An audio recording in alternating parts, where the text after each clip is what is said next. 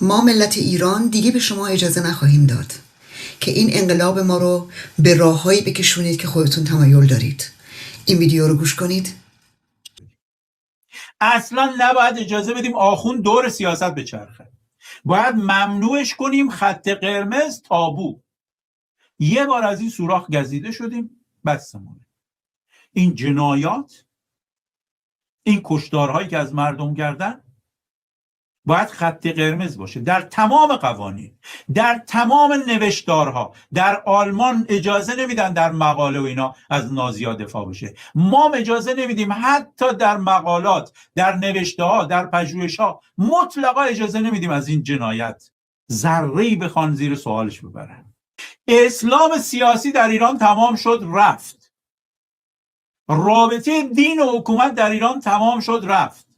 رابطه دین و سیاست در ایران تمام شد رفت. هر کی میخواد